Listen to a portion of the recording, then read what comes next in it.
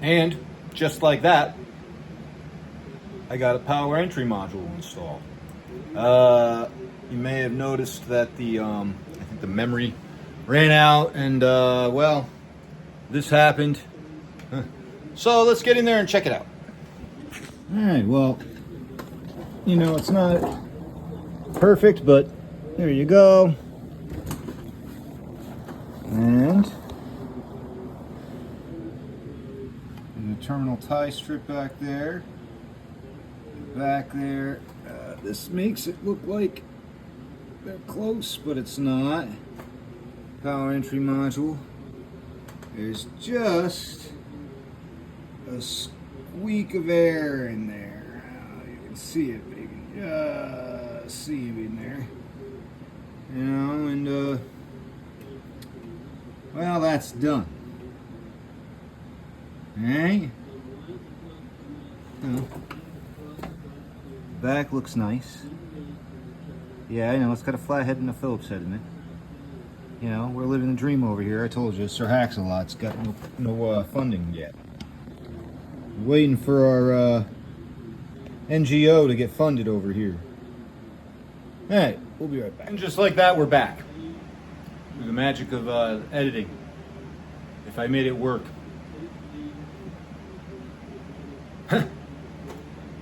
We'll never know until we know. Alright, so power entry module installed. Everything's good. I replaced one of the wires on the relay coming out because it needed to be longer. Power wire coming in. So that's got an EMI electrical filter on it. It's also got the what is it, the XY or the X? It's 2025. 1 year we're doing one thing, another year we're doing another, but it's got the safety capacitors in it. There's a smidgen of room back there, and I'm happy about that. But now we're gonna move down the line. We're moving on. Got the terminal tie strip here ready. The first capacitor is the bottom side of this can that's on top. I wish I knew how to make this thing flip on the fly, so I could just grab it, flip you over, look at it down there. But you'll see at the end. There's a can on top, a silver old style can capacitor. It's got 3 capacitors in it. Well, only one of them down here is being used, but up here it's the same exact one, and there's maybe all 3 of them. So, bang! Back. What did I grab? I'll tell you, hold on. The wrong capacitors. Bang! What did I grab? What are these? 500 volt. 10 microfarad. UF on these. MF on those. There was a day. Alright, one of these mamma jammas is coming out. So in the background I got the ham radio amateur extra test preparation playing. I'm studying for it. I don't know if I'm breaking any copyright laws by having it on back there. But again, we're working on a camera and we need a microphone and my garbage bag. Where's my garbage bag?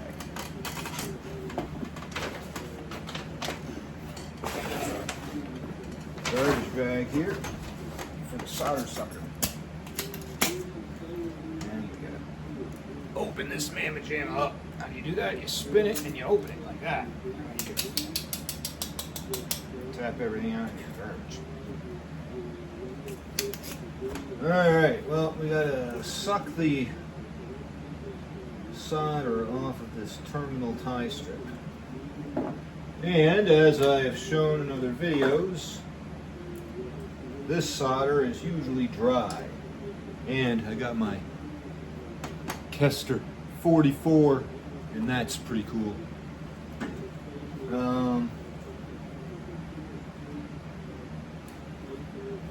Yeah, this is usually pretty dry, so we get in here and wet tighten it up. What am I doing with these glasses? Oh my lantern, hold on. Can't see a damned thing.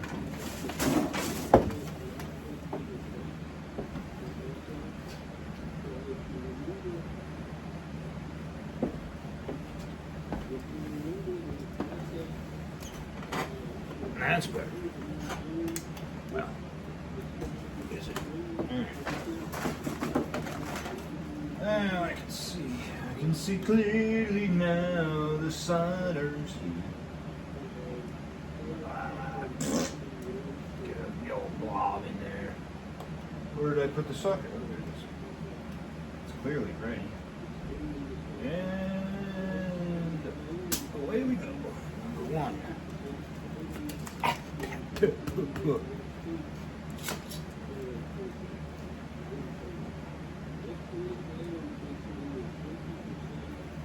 And there we go, more. They were generous with this stuff back in the day.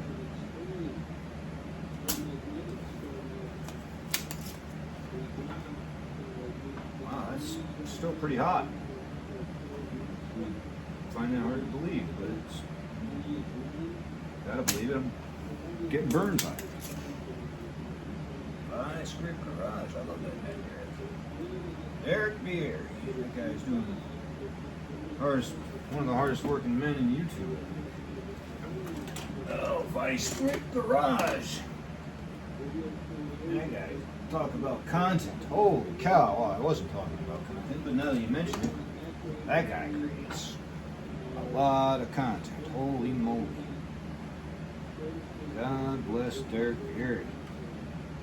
You know, driving them hoopties across the country with in the condition that they're in, barely stopping, barely starting. I mean, I did some pretty wild things as a kid. I drove some hoopties. If you know me, you know I drove some. Oh, what am I doing? I'm pulling the wires off of here. You know, because the solder sucker's kind of letting me down.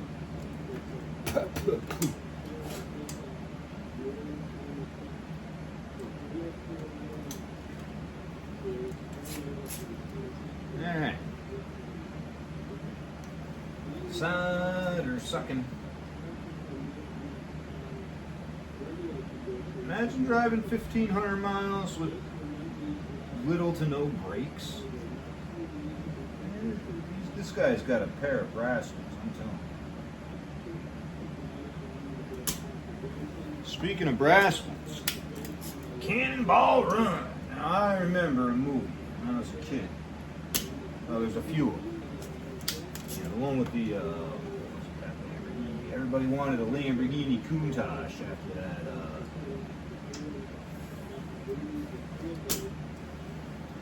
Cannonball Run there. But does anybody remember? Do you remember a time when his name was David Carradine, was driving was it a 69 or a 7? Hold on, I just gotta get right in my head here. I'm trying to do multiple things and have a conversation with you. Excuse me, I lost my train of thought. It drives a 71 to 73 Pontiac Trans Am Formula. Listen, it was a hot car.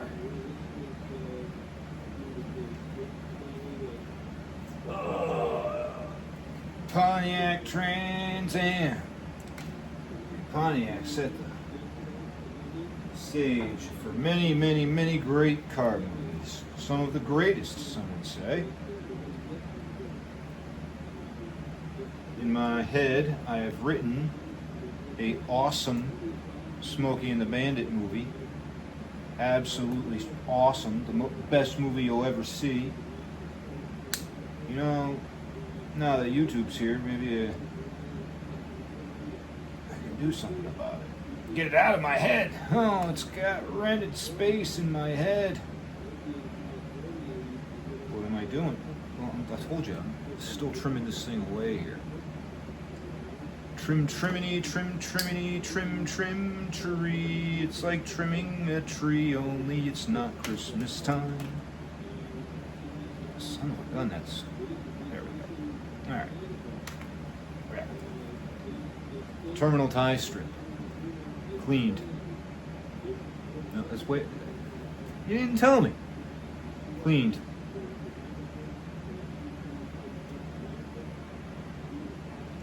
Alright, let's go inside. Break on through to the inside. We're going to add solder to this capacitor.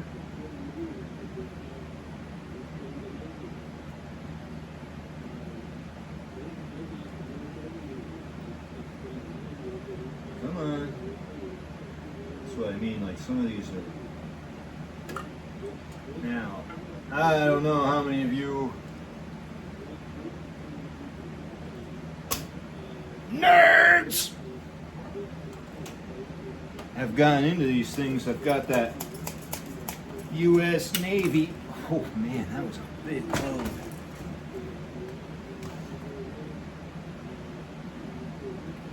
load.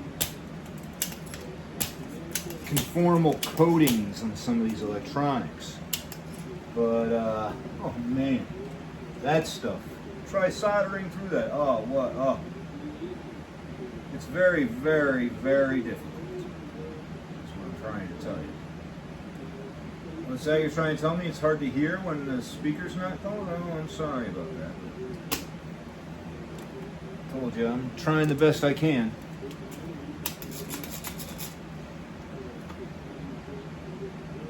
Somebody just made an offer on a Drake AC4 power supply I have for sale. It's got a big capacitor sticking out of it. I don't have the time to test the thing, nor the inclination. That can be somebody else's ambitions. Man, that thing's got a lot of solder on it. I mean, they really did tune these things up good with a lot of solder, I guess.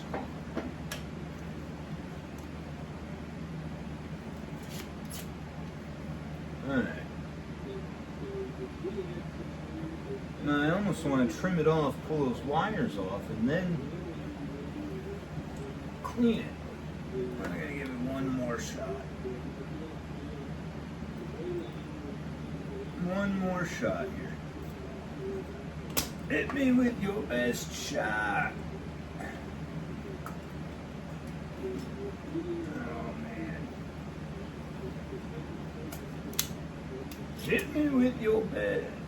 I said one more shot, but here I am with another one now. It's because that first one didn't stay there. When you hit that button, sometimes the old kinetic energy.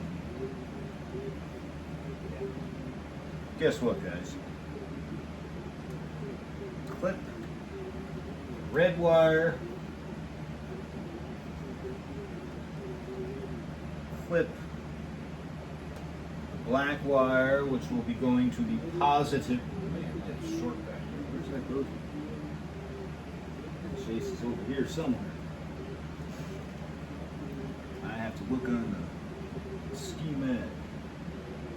But these two, wow.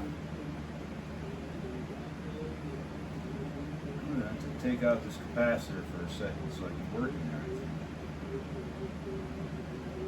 Just slide it over maybe. We're going to tie on to one side of this terminal strip along with that capacitor.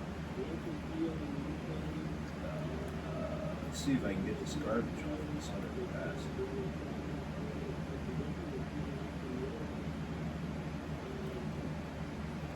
Bet you want to know what that guy's saying on the TV, huh? So do I. I don't know what you want to hear more, him or me. When you're tuned into my channel, you didn't tune into his. He's got more to say. What he's saying is more important. All the solder's off of it. Boy, they must have wired it.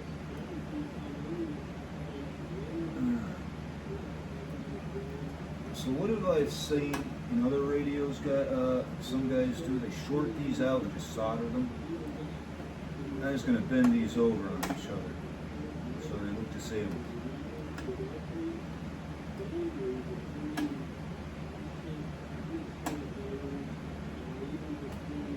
You're yelling at me, aren't you? Saying that's going to cause a problem? Well, I'll bend one of these ground tabs in there. But you were over there. Yeah, that's where you were last time. Now we want to get on this view here. You want to see inside of here. And that thing weighs 100 pounds. So anyways, I'm going to bend that ground tab over there. That's what I'll do. I'm going to just bend this ground tab to bridge over there. And then we'll ground it out. Solder it nice and tidily.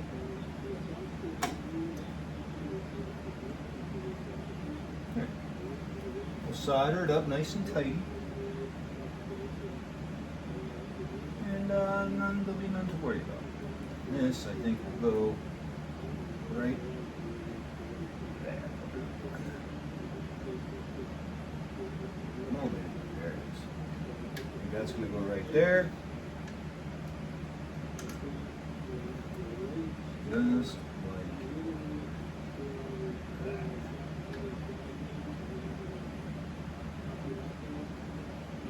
This will come here.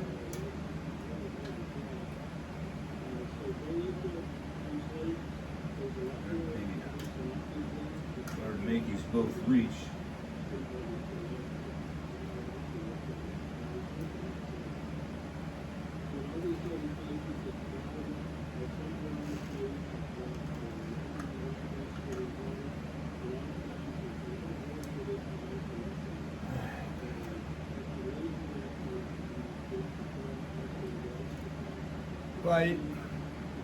Why you gotta be so negative? So this is a, let's see, BXC Rubicon, 105 degrees. I'm pretty sure I bought the maybe not the best, but what I thought was the best in-stock capacitor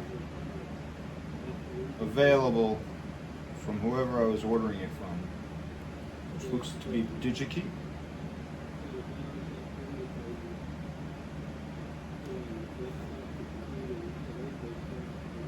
Now, in the interest of being tidy, when this thing is installed, it's going to be this way. So this wants to be this way.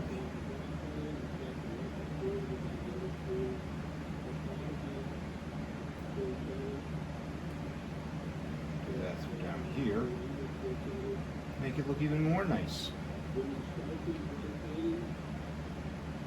Positive, negative.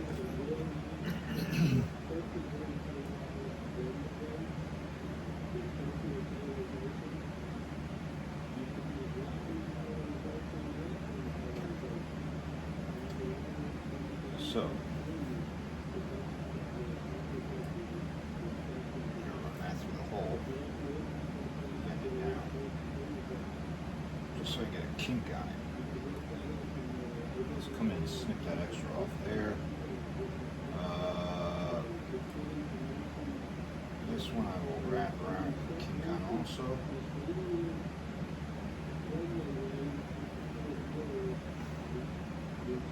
That way when I solder it, it solders the ends. Can you see that?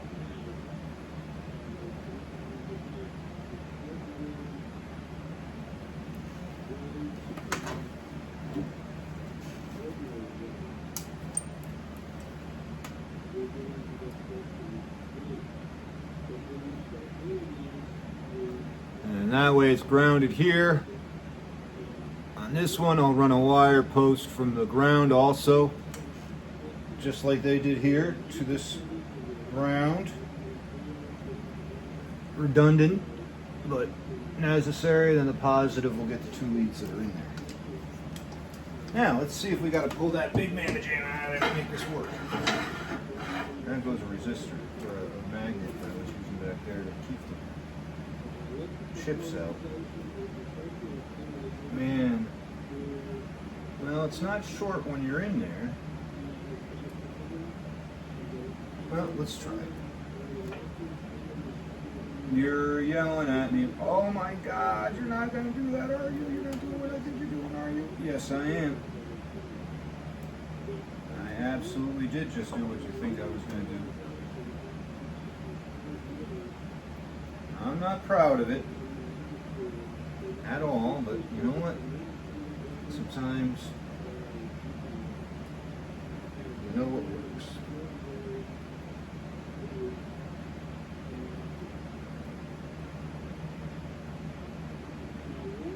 So if you're a follower of the channel,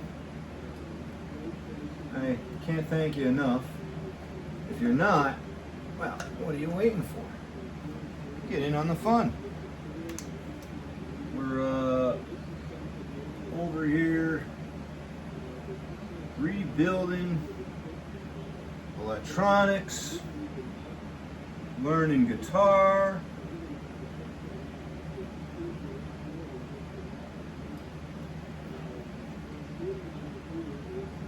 I got a little gig on Wednesdays. It's called the Thursday Night News. It's comedy. You know, comedy. I think the world forgot what that was for a couple of years, and well, I don't want to be too offensive because, you know, I love all you, and, you know, God has helped me along my way recently, and without Him,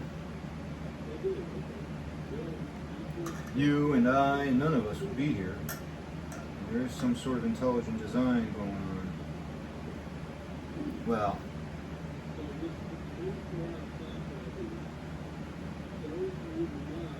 no matter what you believe, you gotta admit there is a common thread. Belief systems. Sorry, I didn't mean to go all religious on it. Just talking. I hooked it like a fish. I was trying to hook this thing like a fish. Let's see where I gotta lay it out. Maybe like this. No, I let that one reach. I think it's gotta be like this. I'm not sure. Oh, it's gotta be like this. Okay, yeah. Yes, I see it now. Now we gotta bend that up. Like it laying over those other wires like that. Well, maybe it'll go over. Okay, yeah, I like that. I like that very much. Now, this wire reach.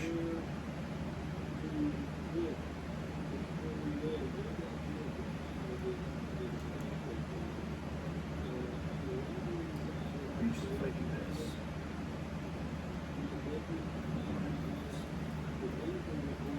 That reaches there. This one definitely will reach.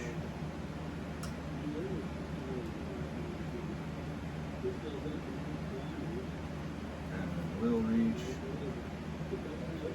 I'm just gonna have to stand that capacitor. Alright, well, you got no choice.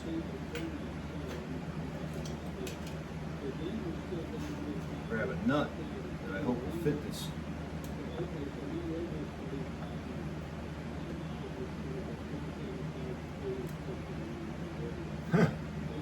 Man, I might have some sausage fingers. Alright, that nut fits. That nut fits. This terminal tie strip is almost ready to go in. And I'm going to solder this capacitor down in the bottom here. Now, it's going to be there, so I'm going to want to get a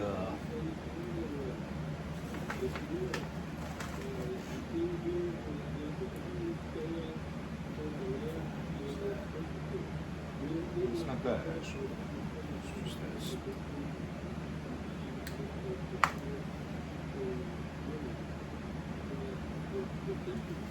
I know. What are you doing down there? Well, right now we're stripping some wire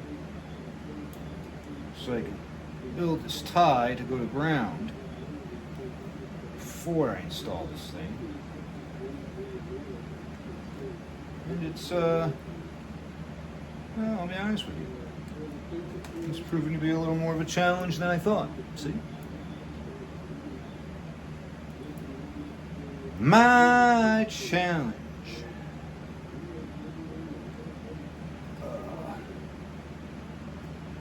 So I talked about the bearded mechanic. Let's see, who else? You know who I was watching today? Dave Chappelle. Now, I know what you're thinking. I know what you're thinking. Not that Dave Chappelle. There's a guy, he's got a YouTube channel. It's a pretty cool channel, actually. The name is a little put-offish, but the guy is outrageously smart, incredibly industrious, and he knows how to have a good time. Dave Chappelle, over on Dirt Head Shed. Yeah, that's what I said, Dirt Head Shed. Not what you expected, but I'll be honest with you, the guy is doing some cool stuff over there. Kind of, I'm envious. You know, when I talk about some of these things, remember, I bring them up because, you know, maybe I want to be them. Maybe they're so awesome and the stuff they're doing is so awesome, I want to do that stuff. Isn't that why we watch these things when you want to do that? Well, I don't know why you're watching me. Who wants to be me? Got that going on. Let's see. Let's put everything up here so it can all fall down later and just crash on me. Except for the pliers. Let's grab our solder.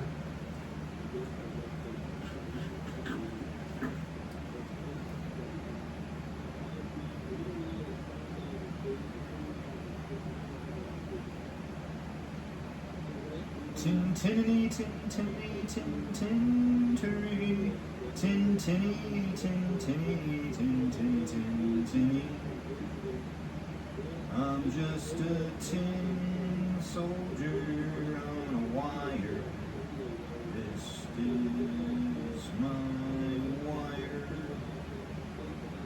I'm tinning the wire. What is tinning? Well, it's putting solder on. Good at it. Make it stiff, easy to bend and age. Guess what? I ain't good at it. You can't hear me, can you? I need to get a microphone, huh? You know, someday I'll stop being a jerk here. It was a little hot, not bad.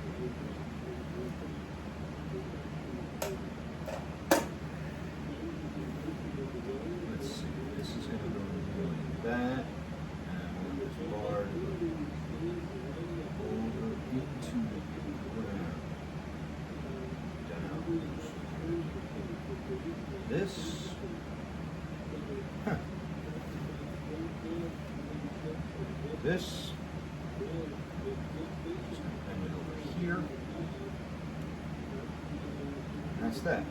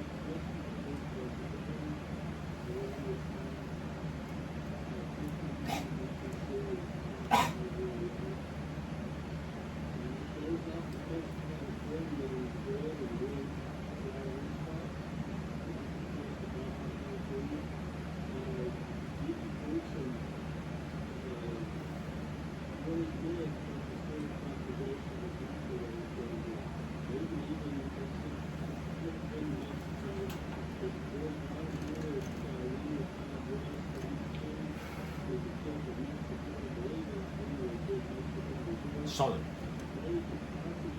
Hot. hot. He wasn't that hot. He was just a baby. Can't get that hot. It's a capacitor. But I don't want that capacitor to get in the way when I start those two wires. So that's soldered to ground. Wrap around the soldered. Kink is. And the lead is soldered.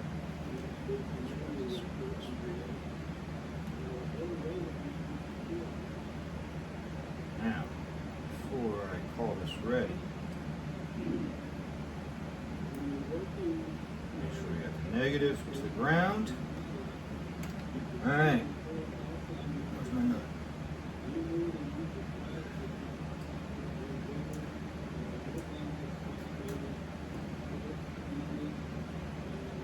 Oh, Lord, guide my hand.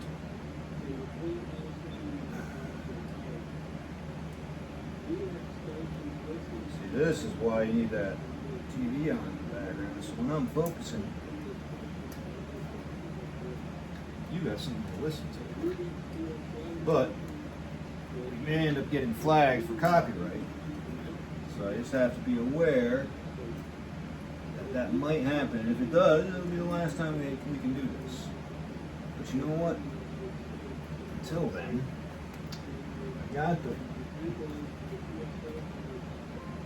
DX conditions that are in rare DX places, and other DX stations like Europe or Japan, they send them through a QSL manager.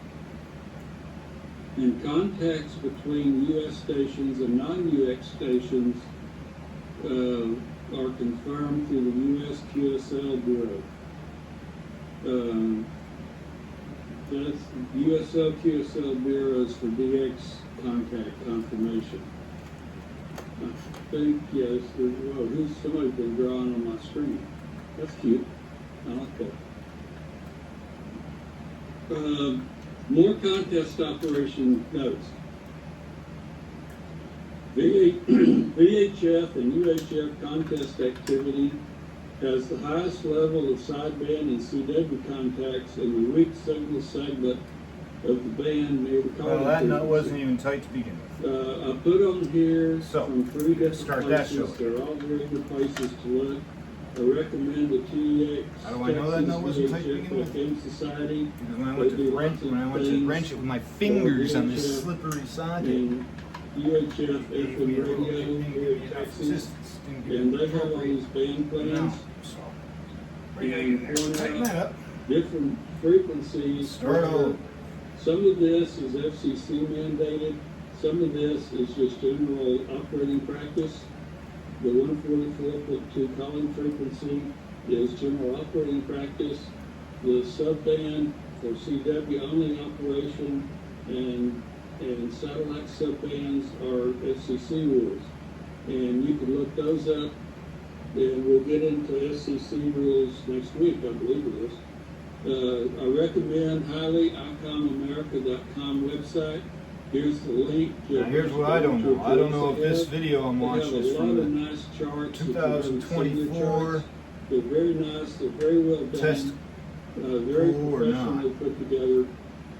Besides, I like the radios. Don't you think? I don't have any I probably should have financial checked, huh? interest in ICOM America. I don't even own stock. I don't know if they have stock. I don't play stock markets anyway. Oops, what happened? Here. Got it. For the purpose of this, I'm not going to go. Their website for amateur tools and charts, and nowadays you can download these to your computer. This is talking about computers, so you don't need that old. You have a high definition printer. They print very nicely. This is a section taken from the 2-meter line, and they have Terminal tie strip is in. I mean, they've got this list of all the amateur frequencies available and allocated to amateur radio operation in the United States I see now. for every band that hams can operate on. So that's a useful tool to have around and refer to if you don't already have one like that. I believe there might be something similar in the Gordon West book. Now, the different colors, I maybe have deciphered correctly, but if there's one of them wrong, then you can blame my defective eyes, because some of the colors don't register just right to me. But the neighbor deal just is came home, my right dogs here are in the barking. middle of the weak signal band is the calling frequency 144.2, and that's where Boy, that southern accent sounds like vibrating and Colin contacts have frequency. been found, My name's Colin. during contest activities. This is calling frequency at dot 2. Then there's a satellite subband, and then you get into the FM repeater bands. And between FM repeaters, you can do FM simplex and some digital operation. All right. WRL. No tension on that wire, no tension on that wire. This ground is still floating here. I gotta put that tight in. Broken Yeah, out I'm seeing this thing into move this too. type of detail for You know, I'm gonna have to get on that thing. HF through UHF band. And on 6 meters, Yeah, the this looks like overkill, but 50.125. that's what I got right now. Contest rules usually exclude 30 meters from contest operation. That's every contest set of rules I've read does exclude 30 meters on HF. Cabrillo format is the standard for submission of the electronic contest log. When you're done, you get your logs from whatever software. The problem is when you're wrenching on something with something like this. Something so web pages, small. and they tell you in the contest rules what web page you can You use get, to put your you handwritten get too logs tight. in Cabrillo format and get those submitted Strip for that the tiny little thing contest that before you know work. it's tight. In contest, it's not a good idea. It's usually prohibited by contest rules to do That's tight. self-spotting. Self-spotting is where you This post your own call sign and frequency come down here. on the spotting network or bulletin board so other people can come work you. That might be useful to make rare contacts like E&D contacts, Telling you this sporadic E, print. or meteor shower contacts, but self-spotting during a contest is usually prohibited. And I think that's it. Self-spotting. How is that Let's see, I possible? need to unshare, we'll stop sharing that, and I have another thing I want to share, and we'll go down through the questions in this. I just had those open. Look at that. So I haven't been monitoring the chat window. I don't know if there's questions, John. Have you Right, seen we're it? gonna get that golden.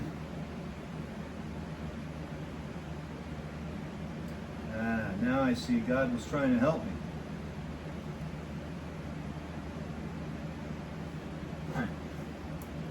He was trying to tell me, don't do this yet. That's his live radio. Yeah. There was a comment that 260 miles is 3.25% of the Earth's diameter. So, That's right. yes, Alright, well I probably should have soldered this capacitor that I'm talking about. leaving in here before I The ionosphere Installed this is very terminal tie thin stripper. layer surrounding the Earth. with enough light. Our atmosphere is I can even get in thinner. here It's not even as thick as the and peel solder that up. on an apple.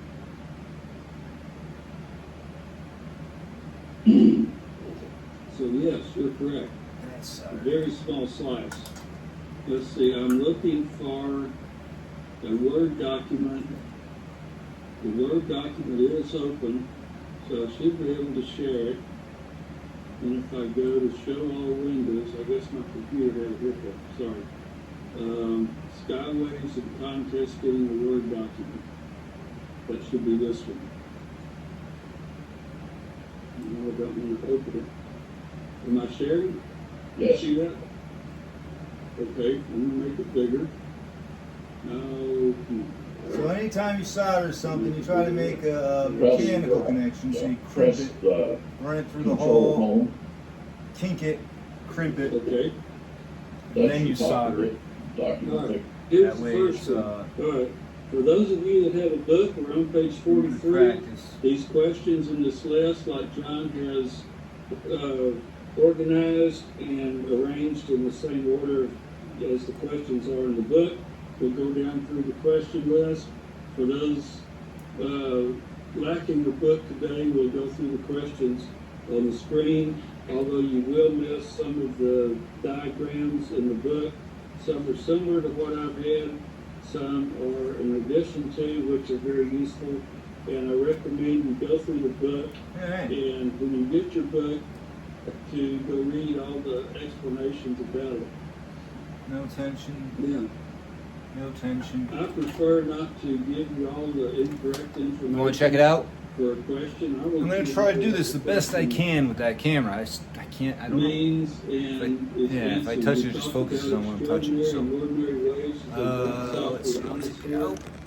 That's independent waves created when the electromagnetic waves Bear with me.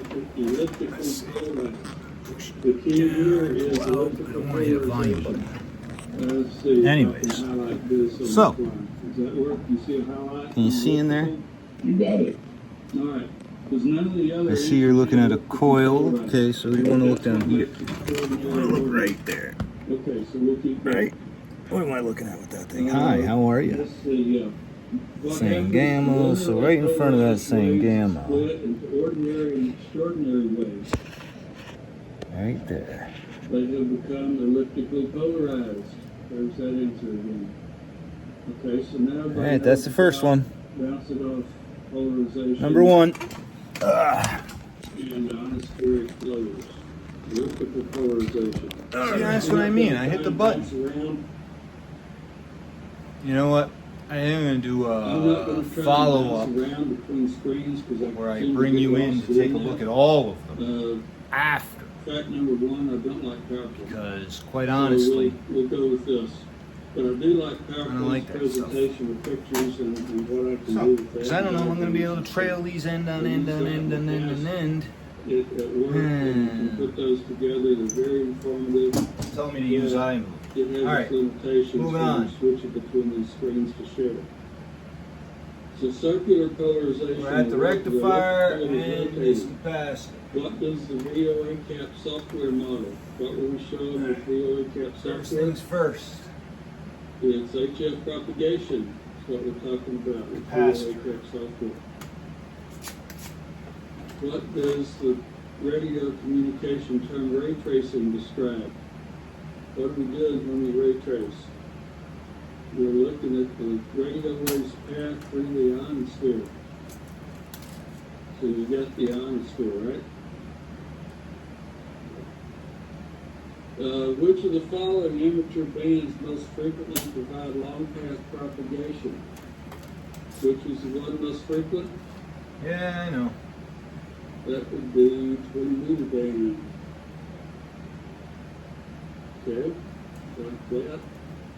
What about amateur bands that support long path propagation? What about y'all the HF bands? Yeah. Can go long path when the ionosphere is lined up correctly and there's I was wondering what was going on. There's two holes in this tab. I love it. what might help restore contact when VH signals become too weak to copy across an entire HF band a few hours after sunset? Yeah, I'm going to try to do this next A few one. hours after sunset? Well, this rectifier is still The attached. higher I want to use this. frequencies started disappearing, so you have to switch to a lower frequency in the HF band. Another way of saying it is I need the maximum rectifier. usable frequency drops. I need the rectifier in there so I can remember which way it goes. Although, Yes, you're that's saying, what you've don't experienced. you have a schematic? A drop in the muff. I do. However, that's not what the question. I think one of the previous. Well, that's why the answer is move to lower band, But- because the maximum usable frequency is not This as is high. why Right, that's right. it worked. The transmitter worked before I started doing this. So. Classes had discussion about muff, is why that picture's still in his book and how I got latched on that. That was way back. Why is chordal hop propagation desirable? Remember Coral Hop, how that worked? That was bouncing through the ionosphere, between ionospheric layers, not using the Earth as a reflector, because the Earth is lossy. There's less loss when you stay up in between layers in the ionosphere than when you have to bounce it off the Earth. That was chordal. Chordal is a mathematical term that talks about going around the outside of a circle. And in this case, we're going around the outside of the Earth. So what's the primary characteristic of chordal Hop propagation? This is the successive ionospheric refractions without reflecting from the ground. Reflecting is where it bounces off something, refracting is where it bends. The refraction is a bending in the ionosphere. Transequatorial propagation is between two mid-latitude points, north and south of the equator. It's on opposite sides of the equator, the north and south of the equator. I didn't know that. Yeah. What's the approximate maximum range for using transequatorial propagation? That would be 5,000 miles. I guess somebody decided that, or there's proof. Don't know. I've never lived. I'm sure that it's mathematical. Okay. And a typical hop across. So it helps when you play this stuff in your sleep. You can get the playlist going, so you listen to it for 8 hours. It sounds insane, but I guarantee you at least 3 to 4 questions permeate. Oregon. And if you do it every night, after about a week, 3 to 4 questions, next thing you know, you're 21 questions, 28 questions in. Quite a bit greater distance Gotta pay because of attention to more of that curvature math. in the ionosphere. Yes.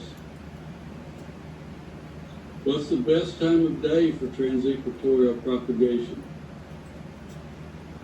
Be in the afternoon, right after the sun passes the maximum. What might be indicated by a sudden rise in radio background noise across a large portion of HF? You've had a solar flare. Noise coming from the sun. Solar flare can cause the rise in background Yeah, I know, propagation. Mr. Carlson. You told me how to do What's this. indicated by a rising A or K index? Tree the Talking sun. about that. Maybe I skipped that part. A or K indices are increasing. Where did that comment go? I know I put that on the chart. Oh well, it was hidden anyway. Somehow it got lost. I'm sorry. A and K indices indicate disruption of the geomagnetic field. Disruption. It's increasing disruption by when they rise. A and K indices show the magnitude of the disruption of geomagnetic field. So when they rise, we highlight rising too, because that's part of the key to this question. See, now on the test, you remember, well, you haven't, not everybody's got their book. There's a few pages in the book, and you need to read this pretty careful about how the testing works. For those of you that have just taken the test, you may already know this, but on the test, the test can be made up where these answers are in any order. This geomagnetic field increasing may be answer D on the test. You just don't know. So you have to know that rising A and K indices are increasing the disruption of the geomagnetic field. And so you need to understand the key words. When you get your book, go through the questions, highlight, get you a yellow highlight marker or whatever 50 mic, 25 highlighter that you like, that you can see well, and 25 go volt, through 50 some of mic. the pinks and greens. Okay, they're highlighters, they call them highlighters, but they don't do much for me. I like the yellow one. and go through your book like this and connect the words that connect. This is Rising positive, A and K is increasing disruption of geomagnetics. Okay, we got that out of the way. This would be the perfect time. Which of the following signal path is most likely to experience a level Yeah, of I'm gonna do this absorption again. when A and K index This guy, is it didn't work the elevated? first time.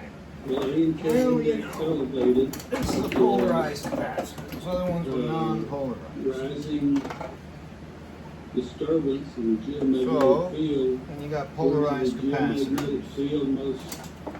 It'll actually show up the- this time. The ground closest at the polar regions. So the polar region signal path is going to be more upset Got our oscilloscope. when We gotta remember to keep A it next to and our K is eyeballs. elevated. That's- That thing's focusing on the that's A and K eyeballs. index is all about geomagnetic. These things should be warming up or we plug them. What is the Yeah, value see, of plug B it in, sub you Z moron. represent? Remember B sub Z was the intensity. What's wrong with you? Don't you know how to plug things in? The interplanetary magnetic field. So it's direction and strength Lights. of the interplanetary magnetic field. I'm getting The my- lights are round up. We're not home yet. So that was the B sub Z, direction and strength of the interplanetary magnetic field. About B sub Z again, what orientation increases the likelihood that incoming particles from the sun? All right, you ready? Orientation, the southward orientation. Here's the capacitor. It's a polarized capacitor. I'm connected to the negative lead now. Getting ready for lunch. See that? It's getting close to time. Yeah, A little we bit got latency, time. We'll go over it. You get the idea. Okay, that's B sub Z is That's supposed to be the positive. southward orientation is most likely to be disturbed. Oh no, that's the negative. That was the Which of negative. following This is the positive. descriptors indicate the greatest solar flare intensity. Again, The greatest know, solar flare all right, intensity. you look at that Remember, signal. was extreme, unknown. That's the positive X. side. Let's see. That's your class X. Hello. All right, thank you. It's bigger. How does the intensity of an X3 flare compare to an X2 flare? How much greater? It's 50%. X3 is 50% greater. I don't know. What is the space term G5? Maybe a minor difference, but that's a polarized capacitor. I'm trying to. G is show that example. Geomagnetic. So There we go, embarrassed again. Geomagnetic storm would be These things are supposed to happen. That's the G5. I don't know. Maybe something. I'm What missing. does the Maybe a little 304 bit of education. parameter measure? Maybe the fact that I don't have a formal education is the problem. Is going to be indicating Maybe the fact that I don't have a formal emissions of education. 204 angstroms, which is correlated. Alright, this to has a solar positive flux side, index. not a negative side. But I can tell the negative side is What time of day can sporadic E occur? Anytime? It's sporadic. It's anytime. Yeah. It's sporadic. What time of year is sporadic E propagation most likely to occur? Anytime it's sporadic. Around the solstice, especially during the summer. Yeah, thanks, buddy. Solstice. It's most likely to happen during the summer. When a meteor strikes the Earth's atmosphere, here's our meteor shower question. Cylindrical region of free electrons is in what layer? It's in the E layer. E layer, okay. I like that one because this came up, I think it's even in the technician class license, that everybody laughed when I made that. That's a neat thing.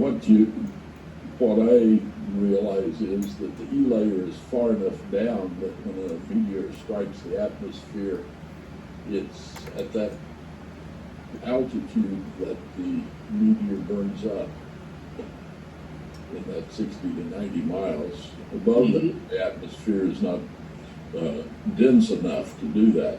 Right, that's right. It's not dense enough. a lot of other interesting things happen to, especially the solar wind as it comes off the sun and the E-layer. You'll have to read about that. That's not part of the test. Which of the following frequency ranges is most suited for meteor scatter? 10 meters to 2 meters. Everybody knows what frequencies those are, right? 28 to 148 megahertz. That's where that chart from ICOM will help you. The chart from ICOM shows you frequency and it shows you wavelength, so you can get those two synonymous in the brain. So somebody switches, people, hands I've talked to, will switch between meters and wavelength or centimeters and frequency just routinely through conversation. So you've got to keep track of knowing what frequency goes with what wavelength. So this is 10 meters to 2 meters. Alright. Which of the following digital modes The old is positive, designed for negative meteor side. scatter communications? Well, diode's got a white line on it. You can Google that and read more about it. Let's see what page I'm it is. gonna pretend I know where that Some goes. explanation about it in Gordon West's book. In my head, it means negative, but I bet you that's wrong. 144. So, excuse me while I He go doesn't ask. tell you much about the modulation, but it's very interesting to read. Well, Excuse me That's while I go one ask of- the old that's chat one of GPT. the, James Taylor. Diode white line, on which side? WSJT -X family, and it's designed to repeat the data very quickly, a number of times in each transmission. So, Mhm. works. Okay. What's a good technique for making meteor scatter contacts? Well, it works on 15-second time transmissions. Some of them do. MSK144 is faster than that. Use a special digital mode, that's MSK144. Short transmissions, repeated call signs, and signal reports. So all these choices are good for meteor scatter contacts. But there's another one with that meteor scatter somewhere else. That's for aurora. We'll get to it in a minute. What's the cause of auroral activity? That would be the E layer with charged particles from the sun, and that's the solar wind, and Earth's magnetic field. So that's another interesting thing that happens in the E layers, the aurora. Which of these emission modes is best for auroral propagation? UCW, and usually very fast CW that takes a machine to copy it. But that's for aurora, UCW. Why does the radio path horizon existence exceed the geometric horizon? Page 55 in the book, if you're following along. But the radio path horizon can exceed it because of the downward bending due to the density variations in the atmosphere.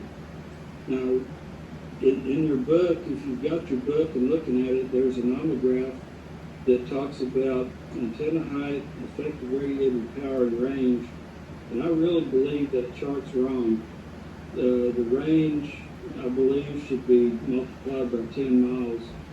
So instead of going 2 miles and 5 watts, you can go 20 Oh, miles man. if your antenna's high enough.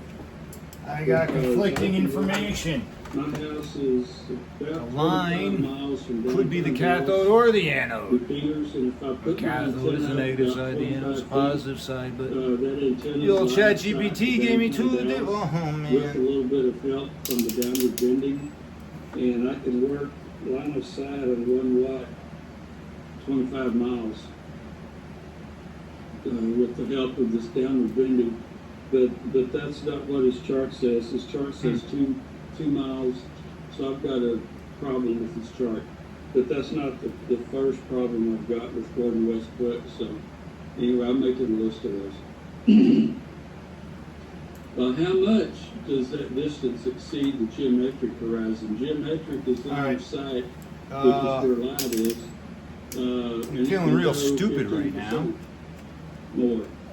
Not twice, not 4 times, 15%. but I'm going to Just a say little the bit more. white line is the red or the Tropospheric anode. propagation of microwave signals often occurs in association with Alright. White line is the red anode. Positive C, side. warm and cold fronts. Overton cut talks this. about the warm and cold Now. fronts in the troposphere. Troposphere is where all the weather Because is. Warm these and cold mamma jammas- fronts can guide microwave signals along. If they blow, apparently they So will you'll short have out. to watch for that. If you get up into Something going on with the tube UHF here. radio is good for that. Make it run, Atmospheric ducts capable of propagating Very microwave hot. signals blow it up the over amplifier. what geometric White line geographic positive. features. I am going to Atmospheric do ducts can propagate microwave signals. The positive. That's UHF like is at first. half a gigahertz, so it's close to microwave. Over what geographic feature? It can go great over bodies of water. White line's going to go positive, which means we're gonna. I'm putting 2 of these in series. Microwave likes to go over I read it bodies of water. somewhere. It got double. What It type was of made. atmospheric structure can create They a said it was the right for thing to do. microwave propagation? So It's like a I'm gonna mirror run 2 of for them in microwaves. series. Temperature inversions. That way, if one of them And fails, the other what one will happens- back it up. They also Uh, mentioned that I should be running a what was that? resistor on here. The warm and cold fronts. But What you're not happens getting at that. warm and cold fronts? The temperature Because variations. this They're just moving along. They're Circuit not. doesn't require they're that. not vertical. They're unsolid. horizontal temperature variations.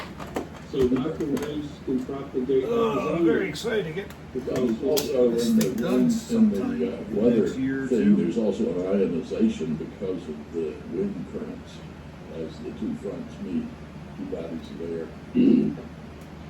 And I suspect that ionization is part of the mirror activity going on. Oh, and that ionization is also what sets up lightning. So that's a whole nother topic, is how lightning gets set up along thunderstorms and things, cold fronts. But we won't talk about lightning today. What's the typical range for tropospheric propagation of microwave? It can be 100 to 300 miles. It can reach quite a ways, but not across the United States. Halfway across Texas. Now, Wayne, I'm going to interrupt you for a second. We're just past noon. You have 11 more questions to deal with. I think we will go ahead and do those 11 questions and then break, if that's acceptable. If you need to break away, feel free to do that. But I'm sure there's some in this group who are clock watchers like me, and I want to give you official permission to do the last 11 questions. Go ahead. Okay. Thanks, John. Yes, the 11 questions may be about 5 minutes. Hepburn maps are predicting tropospheric propagation, is what they're going to be predicting. How does the maximum range of a ground-based propagation change, ground wave propagation change, when the signal frequency is increased? It's going to decrease because ground wave propagation is better with lower frequencies. So if you increase the frequency, it's going to get worse. What type of polarization is best for ground wave propagation? That's the vertical. Because most of the public service and police cars back when they were using VHF and frequencies around 10 meters, 10 to 6 meters, we all have vertical antennas. So it's vertical. How should you identify your station when attempting to contact the DX station during a contest or on a pilot? Send your full call sign once or twice. What what might a DX station state they're listing on another frequency? Many reasons. They can get away from some of the responding stations. They can reduce the QRM they're hearing to separate the calling stations from the DX station, to improve operating efficiency by reducing interference. And in this case, all these choices are correct. The DX stations listed on another frequency. The BRIO format is the standard submission of electronic contest logs. Is the format for submitting contest logs. Self-spotting, that's where you post your own call sign and frequency on the That's spotting always network. frightening. And most contest rules prohibit that. During a VHF and UHF contest, which band segment would you expect to find Rectifier gone. highest level of sideband and CW? That would be in the weak signal Lost leading segment here. by the calling frequency. We start out the calling frequency, and as pileups happen and the frequency gets busy moving have to a the finger lower on it. side, you start No. at the calling frequency. I remember it's in there. Which of the following bands is amateur radio contest in general excluded? The open contest on 30 meters. Let me see. No contest on 30 meters. Yeah, I want to add to that, the bands 60 meters, 30 meters, 17 meters, and 24 meters were added after the World Administrative Radio Conference in the 80s, and we share those bands so they're not as open to contesting. If you've ever been in a contest or been up trying to do a net or a schedule during a contest on the bands where the contest is going on, you can be very frustrated not being able to get there.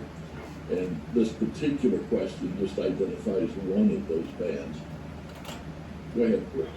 Yes, out of this list, which is excluded, but it didn't list the others that you mentioned, which, yes, those are also excluded.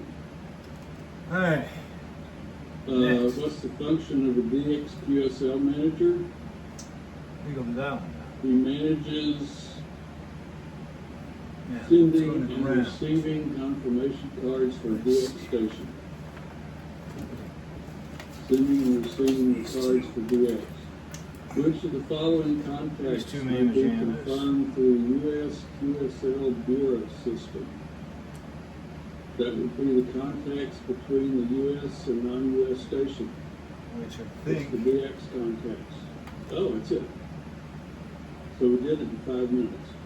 But that's a review of the questions in the chapter in this book. Go over them, Place. circle the right answers, make sure you have the right answers attached to the keywords in the questions. It's what to look for in the questions. That's all. This has been K5GD. Okay, before we all disappear, we will reconvene at 1 o'clock.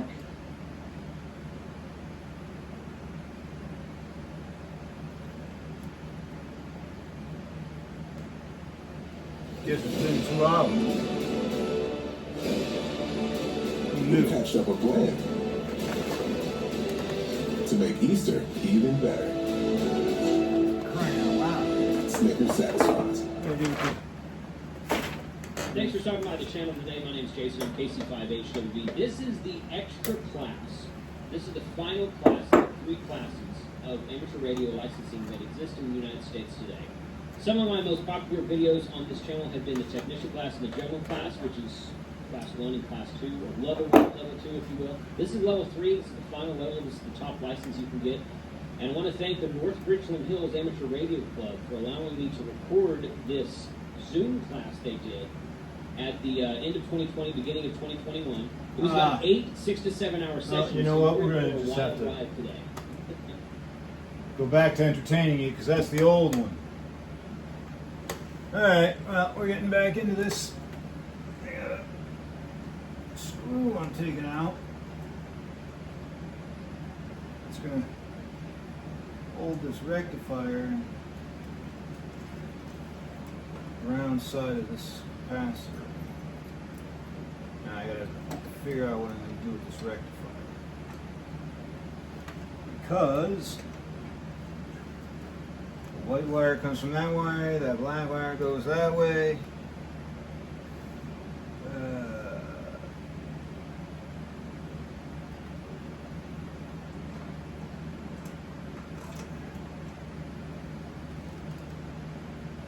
It wasn't insulated from ground.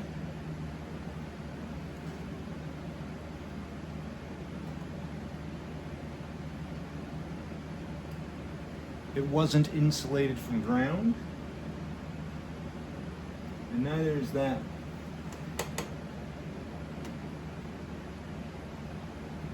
Which looks like it's two in series. I'm pretty sure on the schematic it's not though.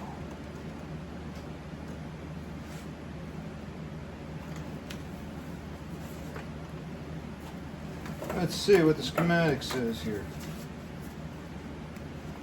I don't know how that video ended up not going to the next one in the series, but that's okay.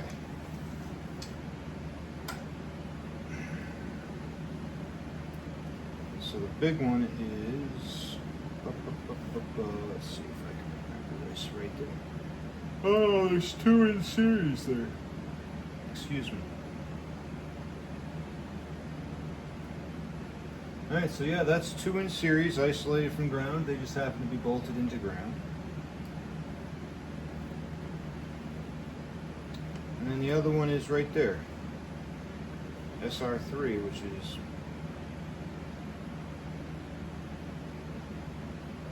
oddly enough goes right to 110 volt AC. Yes.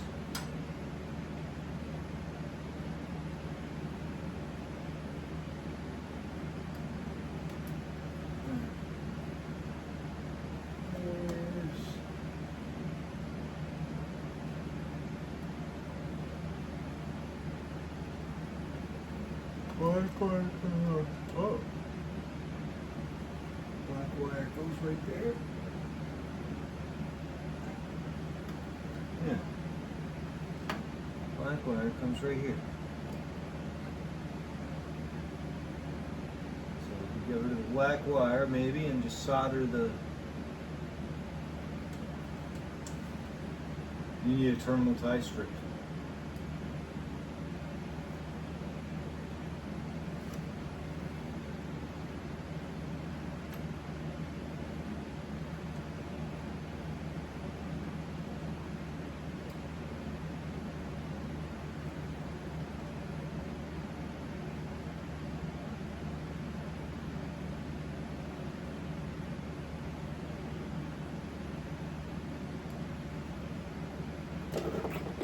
Well, I got no colorful commentary. It's late at night. I ate dinner. No, I'm kind of tired, not gonna lie. I want to finish this project for you guys. I don't think I'm gonna be. I mean, I got a lot of work to do up here.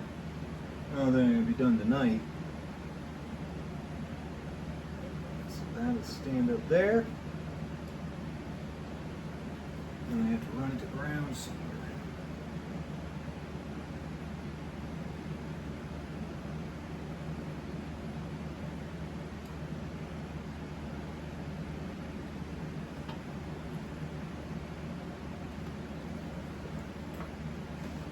Oh.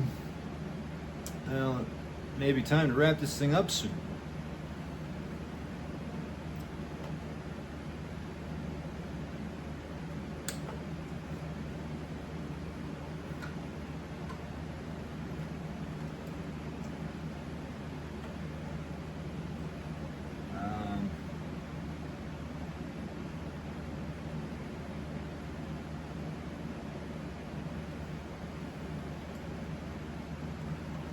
Soldered in down there.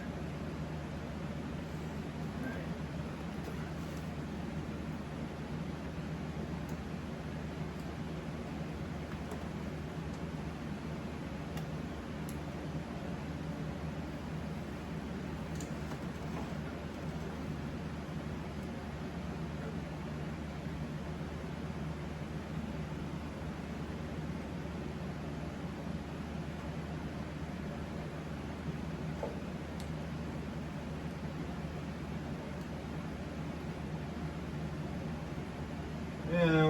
without the colorful commentary, you know, it's kind of quiet in here, huh? Where's the wire? Oh,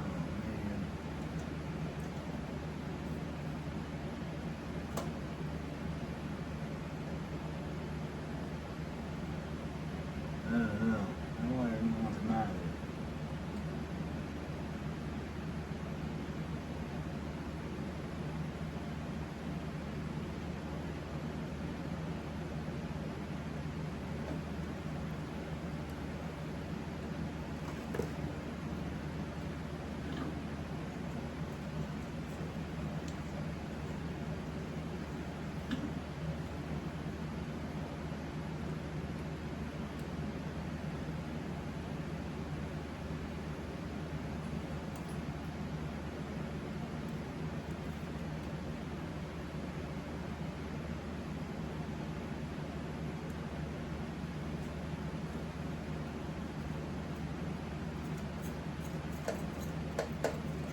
She's wrapped up good.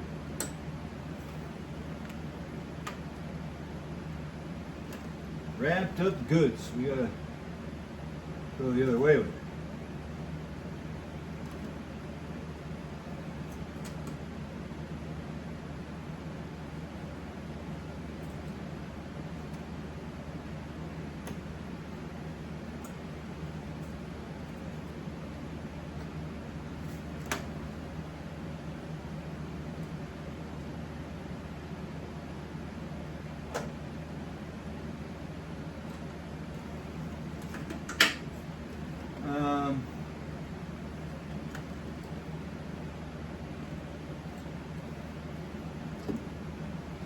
Can't see really what I'm doing right now.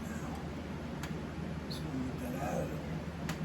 And, oh, I see what they did. Okay. I'm just not getting the heat into it.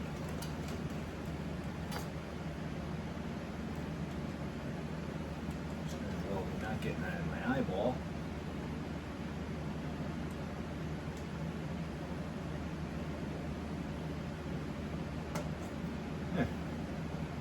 Simple enough. Now there's a hole there.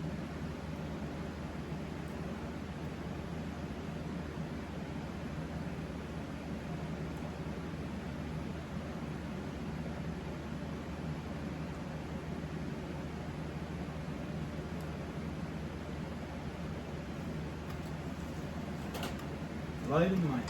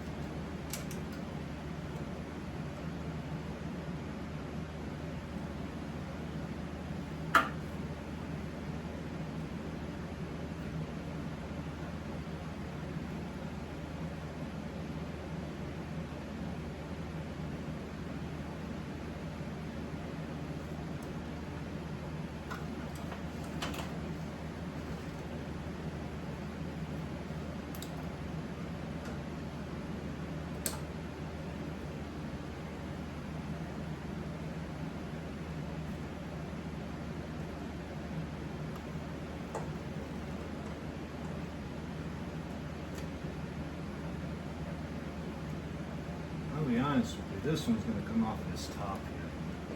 I'm going to poke it through up there.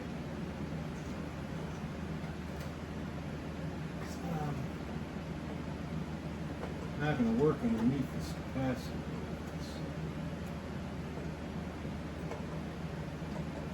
This resistor. Trying to get the cutter in here so that I can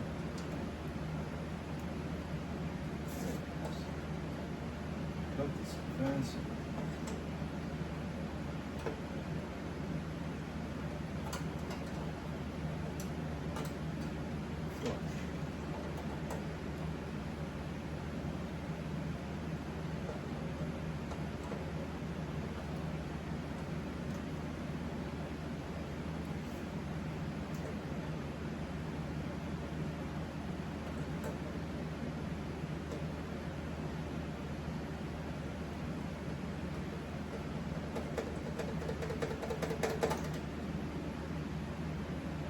Yeah, you just saw me do that.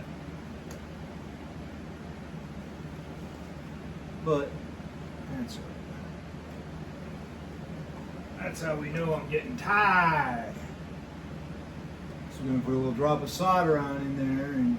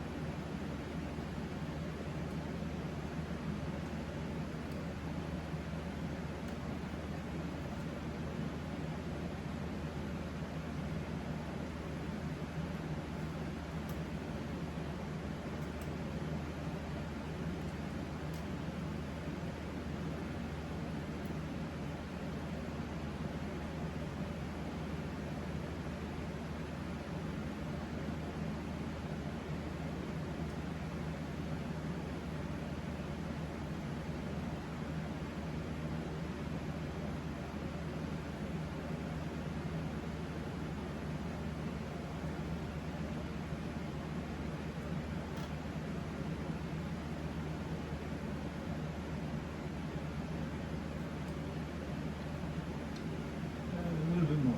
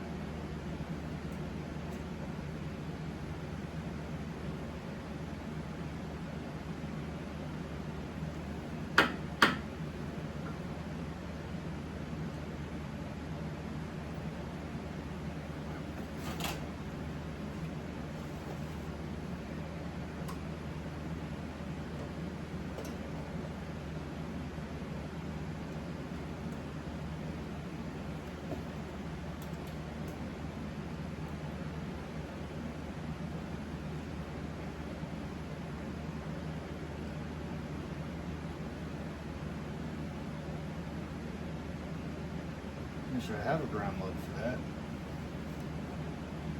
I need a terminal strip though for this.